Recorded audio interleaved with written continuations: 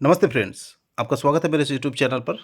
आज हम लोग डिस्कस करेंगे फ्लेयर राइटिंग इंडस्ट्रीज़ लिमिटेड के बारे में।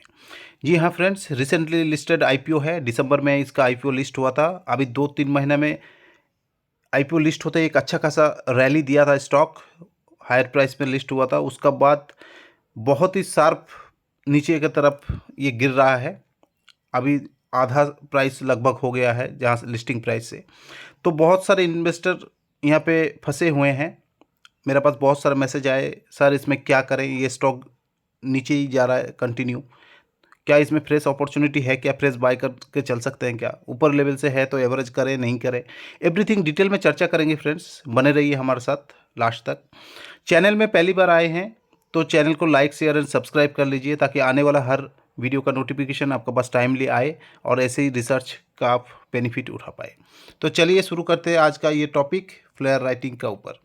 जैसे आप देख रहे हैं फ्लेयर राइटिंग का, मैं वेबसाइट में आया। यहाँ पर वेबसाइट में जैसे आप आएंगे, फ्लेयर राइटिंग का ऐसा पेज ओपन होकर आएगा आपका पास। ब्रांड एम्बेसडर देखिए रणबीर कपूर जी है, ठीक है, एडवर्टाइज करते हुए।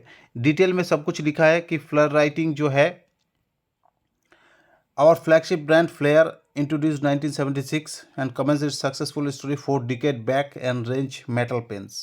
Flair has created to all facts, society and acquire trust and alerting market and dynamic writing instrument. ठीक है, तो डिटेल में सब कुछ लिखा हुआ है ना। आपको मैं रेकमेंड करूँगा कि आप इन्वेस्ट करें चाहे ना करें। कोई भी स्टॉक में इन्वेस्ट करने से पहले बिल्कुल उनका वेबसाइट में जाइए और थोड़ा टाइम बिताइए। ठीक है, कंपनी कैसे कामकाज करता है, कौन सा इंडस्ट्री है, कहाँ एक्सपोर्ट करता है, एवरीथिंग डिटेल में लिखा रहेगा।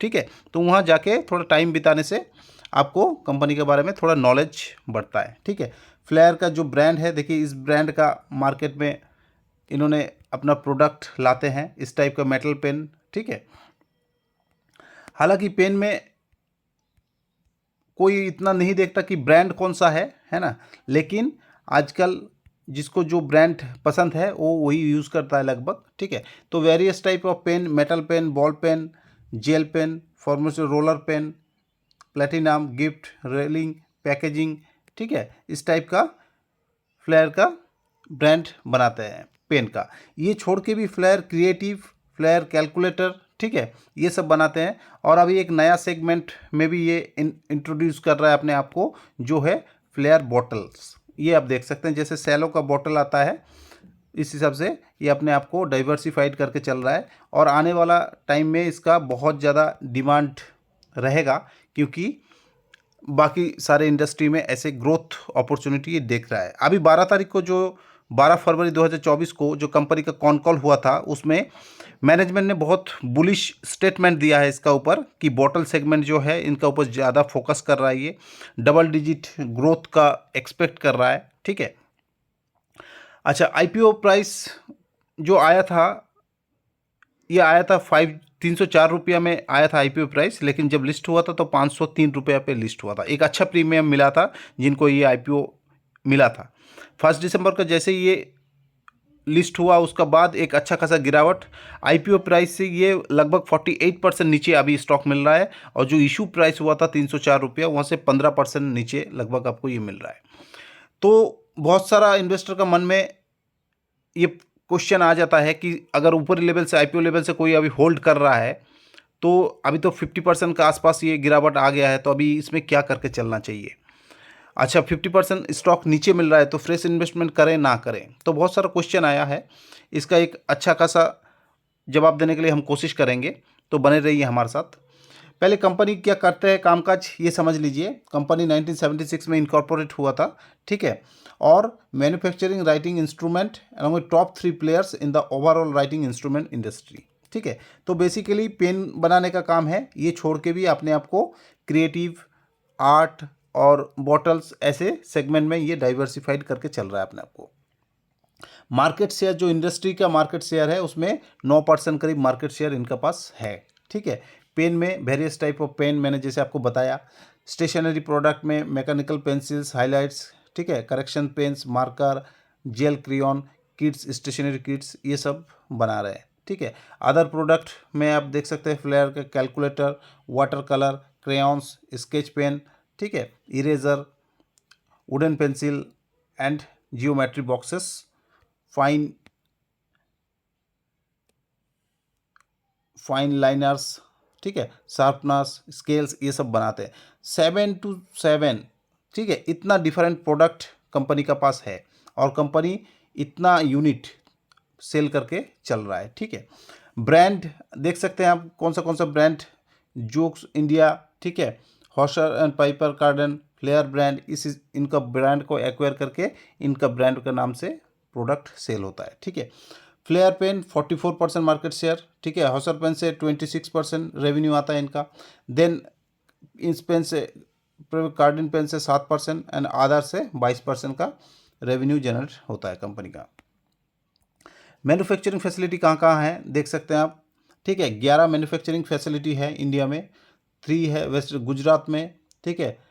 देन महाराष्ट्र में 5 प्लांट है, इस जगह पे है, दमन दीव तक है प्लांट, और देहरादून में उत्तराखंड में है, ठीक है। डिस्ट्रीब्यूशन नेटवर्क, मेन बिजनेस जो है डिस्ट्रीब्यूशन नेटवर्क का ऊपर ही बनता है, क्यों डिस्ट्रीब्यूशन जितना बढ़िया रहेगा कंपनी का उतना ज़्यादा सेल बढ़ेगा, और सेल्स बढ़ेगा तो अच्छा खासा रेवेन्यू जनरेट कर सकता है कंपनी, ठीक है। Contract manufacturing business, it also contract manufacturing writing instrument of OEM for export and for sales in India which contributed 37% in, ठीक है, 37% FY22 में। तो ये भी एक अच्छा खासा चीज़ है कंपनी के पास। Diversification, the company has recently flowed manufacturing a wide range houseware products including casserole, bottle, storage container, serving solution, ठीक है, cleaning solution, basket and paper bins through one of its subsidiaries that FWEPL, ठीक है, इस चीज़ से अपने आप को diversified करके चल रहा है। ट्रेडमार्क का फैसिलिटी 151 ट्रेडमार्क इन इंडिया, ये इनका पास है, ठीक है। 12 application, US, UK, Australia, Canada application based and foreign is currently pending in India, ठीक है। तो इनको अगर आप पढ़ेंगे तो आपको एक अच्छा खासा नॉलेज मिलेगा कंपनी का रिगार्डिंग, ठीक है। कंपनी बता क्या रहा है कि setting up a new manufacturing facility for writing instrument district Valsad in Gujarat, ठीक है, तो एक नया प्लान डाल रहा है कंपनी। Funding capital expenditure for the company of its subsidiary FWEL, working capital requirement और रीपेमेंट ऑफ बोरोइंग्स। तो इसीलिए कंपनी अपने आप को IPO लाया था और अपने आप को मार्केट में लिस्ट किया, ठीक है। अगर इनका करंट मार्केट कैप देखेंगे तो एक बहुत ही छोटा माइक्रो कैप अब स्टॉक बोल सकते हैं, 3,000 करोड़ से भी नीचे अभी मार्केट कैप है, 262 करंट प्राइस है, 514 का हाई लगाया था और अभी अब 52 लो का आसपास ही ये मिल रहा है। स्टॉक का PE देख सकते हैं आप 24 का आसपास है, ठीक है। और ROC या ROE जो है ये आपको अट्रैक्ट करेगा, 30% का ऊपर है, जो एक अच्छी बात है। लेकिन अच्छी बात क्या नहीं है कि स्टॉक लिस्ट होता है एकदम ऊपरी प्राइस से और देन एक तरफा इसमें गिरावट आता है। अभी 250 रुपया के आसपास लग रहा है कि हाँ बटम बनाया है, अभी बटम बना नहीं बना इसको आगे जाके चेक करेंगे। अगर आप इनका PE देखेंगे तो मीडियन PE है 28 का आसपास, जो कि अभी आपको 20 का PE में कंपनी काम करते हुए दिख रहा है। आगे जाके अर्निंग बढ़ेगा तो PE जो है एडजस्ट हो सकता है। पीयर कंपेरिजन आप देख सकते हैं, डोम्स है, नवनीत है, फ्लेयर राइटिंग है, कैमलिन है, ये सब इनका कंपेरिजन हो सकता है इनका साथ, क्योंकि सेम इंडस्ट्री में है। इन अकॉर्डिंग PE ठीक ठाक ही लग रहा है आपको, ज़्यादा PE नहीं है, लेकिन मार्केट कैप है 3,000 करोड़ का आसपास। यहाँ से 3 गुना तक अपॉर्चुनिटी है, कम से कम डोम्स तक आ जाता है ये, तो 3 गुना तक अपने आप को बढ़ा सकता है। कंपनी रिसेंटली लिस्टेड है, इसलिए ज़्यादा डेटा आपको कुछ मिलेगा नहीं। अब मोटा मोटा ये देख लीजिए कि दिसंबर 2022 में 224 करोड़ का था, दिसंबर 2023 में 215 करोड़ का सेल है, ठीक है। सेल्स में ज़्यादा कुछ अभी बढ़ोतरी नहीं है। ऑपरेटिंग प्रॉफिट 51 था, 33 है, गिरा हुआ है कंपनी का प्रॉफिट। ऑपरेटिंग प्रॉफिट मार्जिन भी गिरा है, जिस वजह से स्टॉक डाउनवर्ड्स चल रहा है। प्रॉफिट बिफोर टैक्स भी कम घटा है, नेट प्रॉफिट भी घटा है, EPS में भी गिरावट आपको दिख रहा है, ठीक है। ईयर ऑन ईयर अगर आप देखेंगे तो मार्च 2020 में 581 करोड़ का सेल था, जो घट के कम हो गया 289 करोड़ हो गया। देन मार्च 22 में 554 करोड़ और अभी 903 करोड़। तो सेल्स अभी इंटैक्ट है, आप बोल सकते हैं। Operating profit year on year में ठीक है। Operating profit margin year on year अगर कंपैरिजन करेंगे वहाँ पे भी आपको ठीक ठाक दिख रहा है। ठीक है। नेट प्रॉफिट भी अगर ईयर ऑन ईयर कंपैरिजन करेंगे तो वहाँ पे अच्छा खासा दिखा रहा है। ईपीएस भी ठीक ठाक आपको दिख रहा है। स्टॉक का 5 साल का कंपाउंडेड सेल्स ग्रोथ आप देख लीजिए कि 12% का आसपास है, ज़्यादा कुछ खास नहीं है। कंपाउंडेड प्रॉफिट ग्रोथ 3 साल में 43%, जो ठीक ठाक है। और लिस्ट होकर आपका ज़्यादा दिन हुआ नहीं, इसलिए स्टॉक प्राइस सीएजर अभी कुछ नहीं दिख रहा है, 1 साल भी नहीं हुआ। रिटर्न ऑन इक्विटी 20% का आसपास है, जो एक अच्छी बात है, पॉजिटिव बात। शेयर होल्डिंग पैटर्न अगर आप देखेंगे, प्रोमोटर के पास 79% के आसपास शेयर है, जो कि आगे जाके कंपनी को ट्रिम करना पड़ेगा, 75 तक लाना पड़ेगा, और इसके लिए इनको 3 साल का टाइम है। तो आने वाले 3 साल में ये धीरे धीरे अपना स्टॉक रिड्यूस कर सकता है। ठीक है। देन अगर एफआईआई के पास देखेंगे तो 1.38, डीआईए के पास 9.58 और पब्लिक के पास 10.45। अच्छी बात यह है कि प्लेज कुछ है नहीं, 0 प्लेज है प्रोमोटर का जितना भी होल्डिंग है। ज़्यादा डेटा है नहीं, आप देख सकते हैं कि एफआईआई ने होल्ड करके चल रहा है, डीआई होल्ड करके चल रहा है, पब्लिक भी होल्ड करके चल रहा है। देखने वाला ये चीज़ है कि अभी स्टॉक जैसे नीचे गिर रहा है, वॉल्यूम अच्छा खासा उठ रहा है। एक महीना में देख लीजिए कि 61% का आसपास वॉल्यूम उठ रहा है, वीकली में भी देखिए 68% का आसपास, और एक दिन में 80% तक भी वॉल्यूम उठा हुआ है यहाँ पे, जैसे गिरावट में मिल रहा है। कोई भी सिनेरियो में आपको पॉजिटिव रिटर्न ये नहीं दिखा रहा है। ठीक है, नेगेटिव रिटर्न आपको मिल रहा है, इसको नोट करके चल सकते हैं।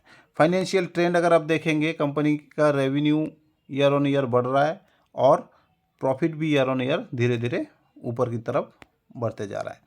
जैसे मैंने आपको बताया कि कंपनी अभी 261 के आसपास ट्रेड कर रहा है, तो अपना लिस्टिंग प्राइस 514 से लेके 41% आपको नेगेटिव रिटर्न दे रहा है। ठीक है।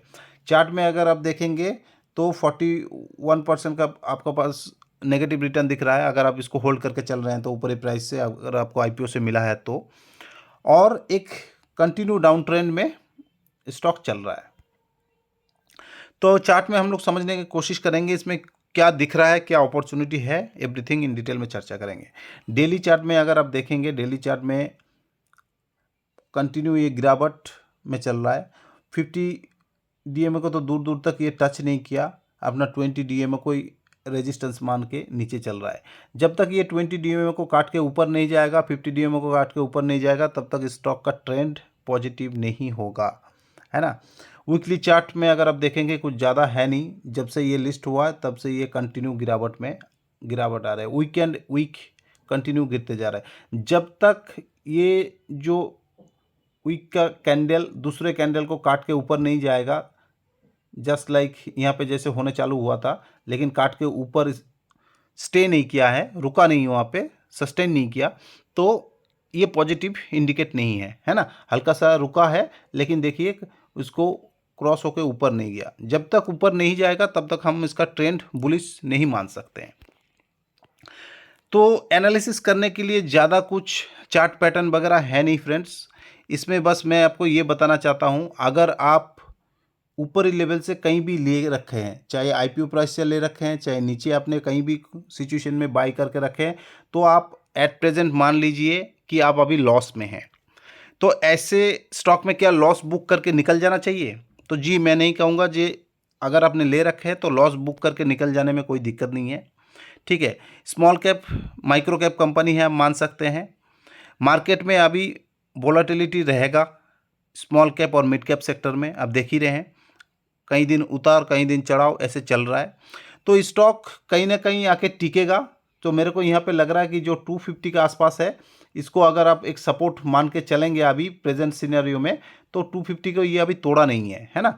तो इस जगह पे आप हल्का सा एवरेज करके चल सकते हैं, अगर आपका पास कैपिटल है सफिशिएंट, एवरेज करके चल सकते हैं। धीरे धीरे एक्यूमुलेट कीजिए, आप अपना प्राइस को डाउन कीजिए। ठीक है। जैसे ही फिर स्टॉक में पॉजिटिव कुछ आएगा तो हो सकता है ये राउंडिंग बॉटम जैसे करके ऊपर भी आ जाए धीरे धीरे। ठीक है।